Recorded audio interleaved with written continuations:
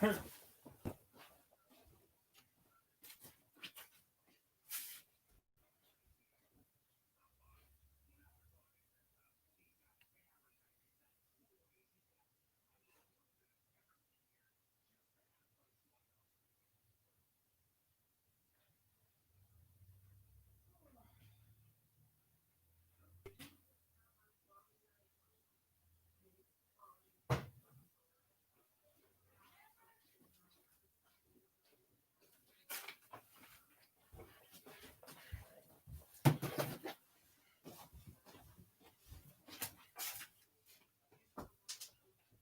are the wings, Mom?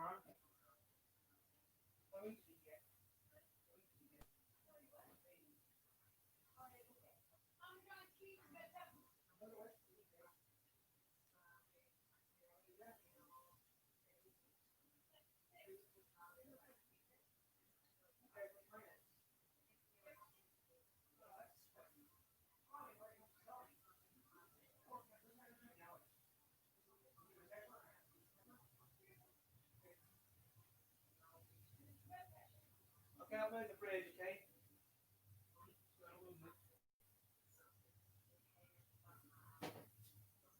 Wow, we still got some last night, Mom. We got tons of it. Okay, Harry? We got tons of it in our fridge. Red pepper. Oh, that's stupid. All right, here. I've seen this show, so it sucks.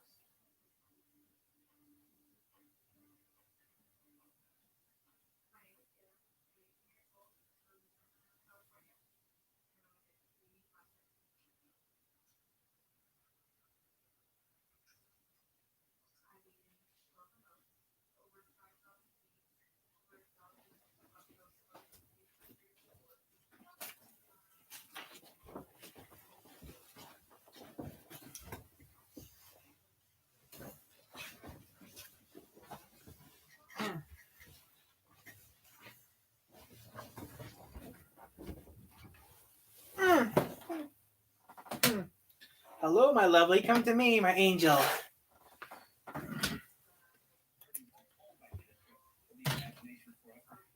YouTube. Yummy. Big pieces of pepperoni. You guys can't see on camera. I'll put a video up right now. I'm going to show you guys, okay?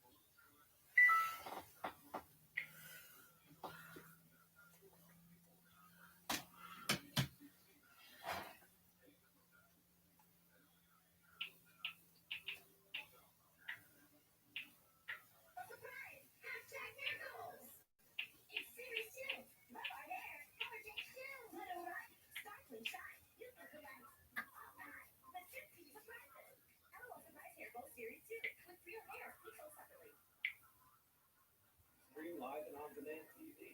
Sound clear and spin. YouTube TV. Subscribe. Hey, we're going to see who can make the worst pizza. If the judge determines that you made the worst, most disgusting pizza of all time, you win $1,000. Yeah, to the store. Thanks for doing that. I'm going with minty onions. It's a new flavor. You probably haven't tried it yet. My plan is. I'll eat it later. I'll watch it later because that doesn't sound interesting.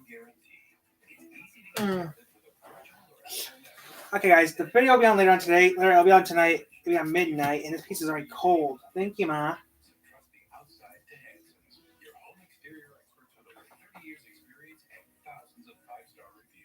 Call now to get up to 70% off installation. No interest, no payments until 2022. Don't wait. Offer ends soon. Call 1-800-HANSON. Get it done. A cancer diagnosis doesn't have to make you feel powerless. Because at Cancer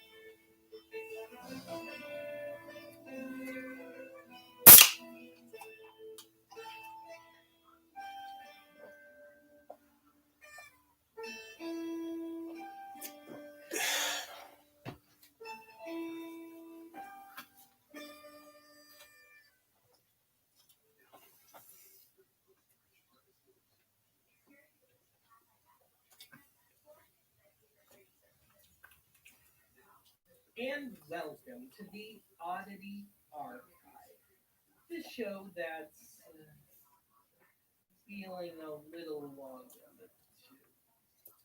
Uh, Today may or may not be my birthday. So you might be asking yourself, well, how old is Benny Boy anyway? Well, officially, I am 29. I mean, yeah, I am a bit older than that, but I figured if Jack Benny could stop at 39, I could stop at 29. So anyway, actual birthday or not, it just seems like a good time to dust off some birthday-related archivisms here today. And best of all, little if any of this stuff applies to me. So with that, I've got three videos and one audio cassette to cover here today.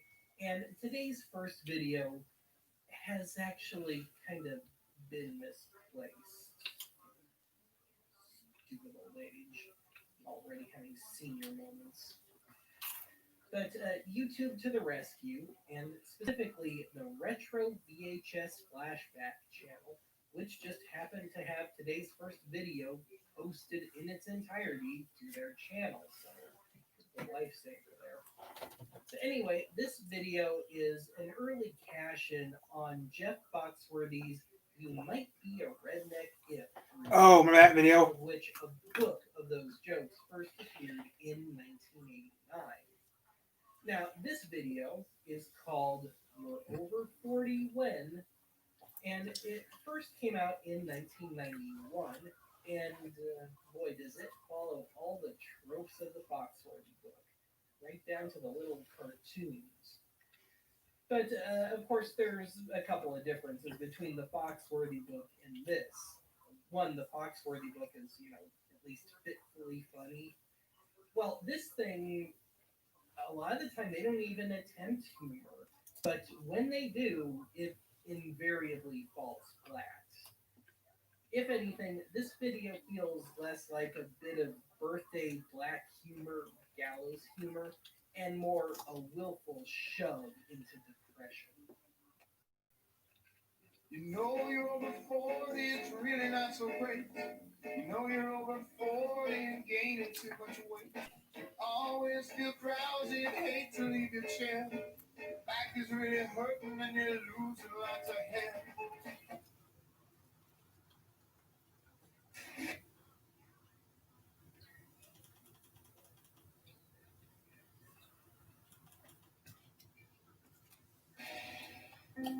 Finally, Michigan, our dose of hope. There were tears of joy, sighs of relief. It's the turning point to protect us all. So if healthcare workers across our state trust the science, the safety, the effectiveness of the COVID vaccine, you can too. Discover the facts for yourself. A coronavirus surge. We'll take you there. Coming up next at 5:30. The TVA is big game bound, big players. New Orleans Saints wide receiver Austin. Think you know football? Then put your gridiron IQ to the test and play Pigskin Picks. Go to WWFT.com for your chance to win a trip to Hawaii or a $300 gift card. Pigskin Picks is brought to you by West Michigan Chevy Deals. We made USAA insurance for members like Martin, an Air Force veteran made of doing what's right, not what's easy. So when a hailstorm hit, USAA reached out before he could even inspect the damage. That's how you do it right. USAA insurance is made just the way Martin's family needs it. With hassle-free claims, he got paid before his neighbor even got started.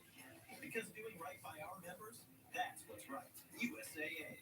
What you're made of, we're made for. This January at Cum Lake Casino, it's a flurry of wins with cash snowball. Join the excitement every Friday in January from 7 p.m. to 9 p.m. Each hour, we'll draw 2 lucky guests to play for up to $5,000 in the cash snowball game. Advance to the bonus round and win up to $10,000. Earn entries on slots or table play now through January 29th.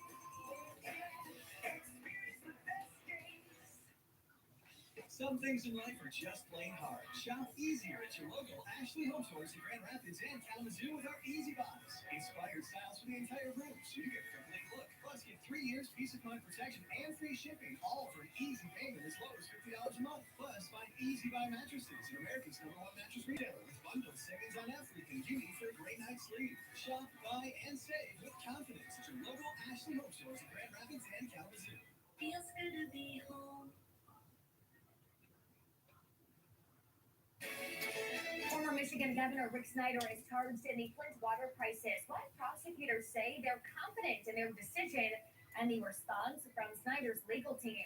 Plus, Washington is on high alert after the president's impeachment, the new security measures going up ahead of Inauguration Day. And winter returns to West Michigan, but it's not packing much of a punch. I'll break it down for you coming up.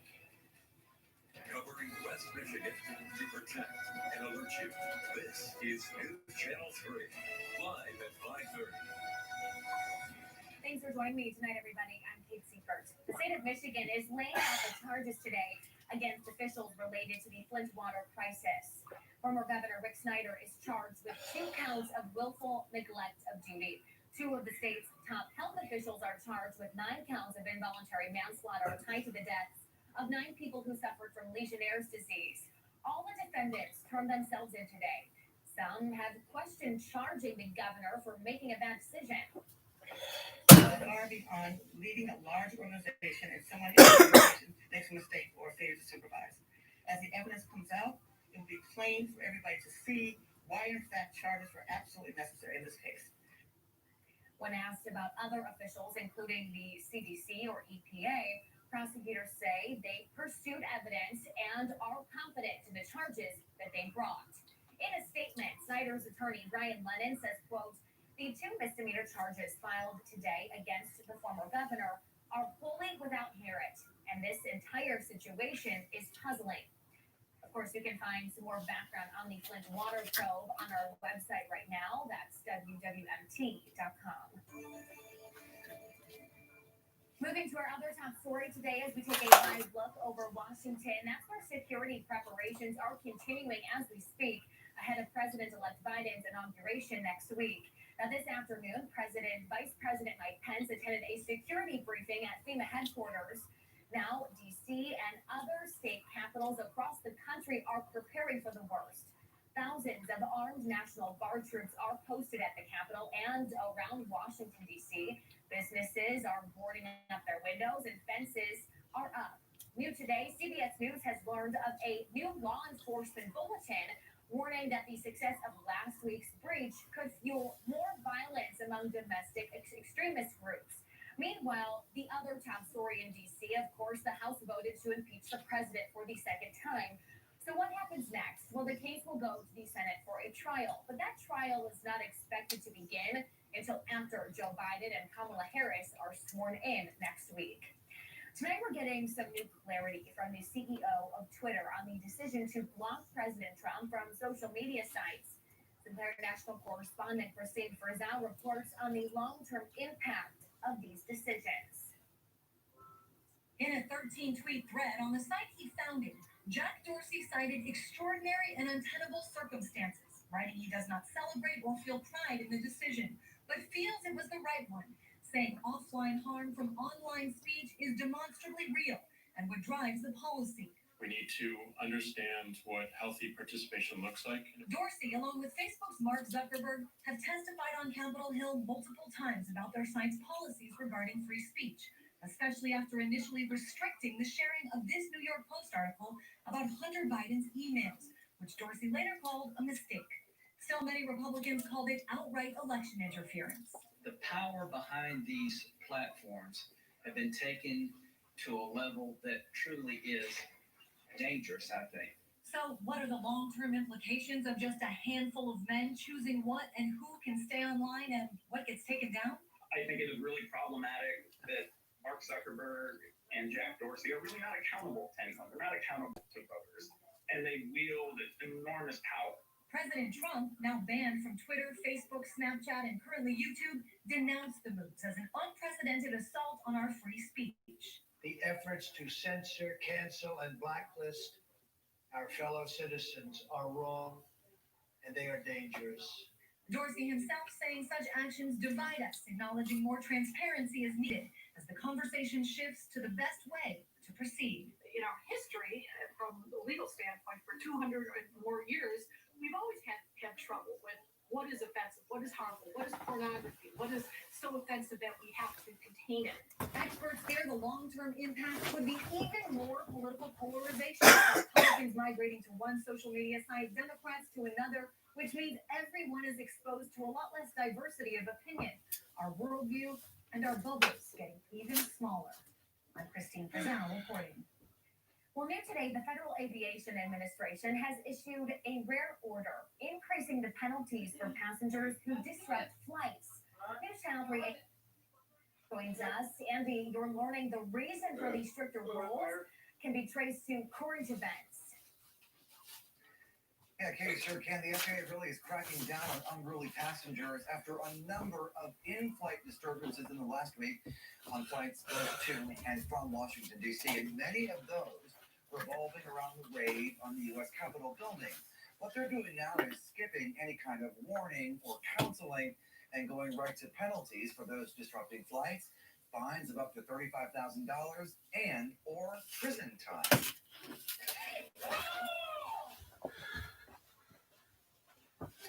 Violence, including physical fights on flights, has skyrocketed in the last year, like this one on a Delta flight in October.